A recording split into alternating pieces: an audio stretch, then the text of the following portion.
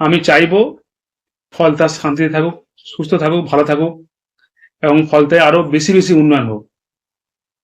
তাই সোনার ফলতা হোক, এটাই আমার স্বপ্ন ছিল।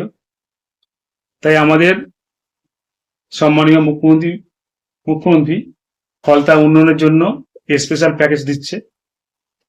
সেই জন্য আমি আগামী 21শে মে যে রিপোল আছে, সেই রিপোলের কন্টেস্ট থেকে আমি নিজেকে দূরে সরিয়ে নিলাম।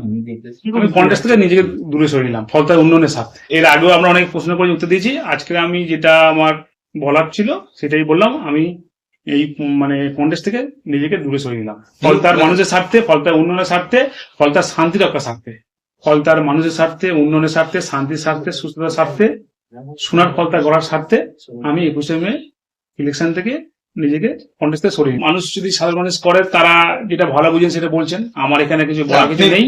আমার ব্যক্তিগত মত, আমি ফলতার মানুষের সঙ্গে কোনদিন খারাপ ব্যবহার করিনি এবং প্রত্যেকটা মানুষ যে বলছে আমার সামনে, যারা বলছে তারা হয়তো আমার নিজেই চেনে না, আমাকে হয়তো জানে না। যারা বলছে তারা যদি আমার সামনে আসে এবং আমার সামনে চোখে কথা বলে, তারা বুঝতে পারবে যে তাদের যেটা বলছে সেটা ভুল।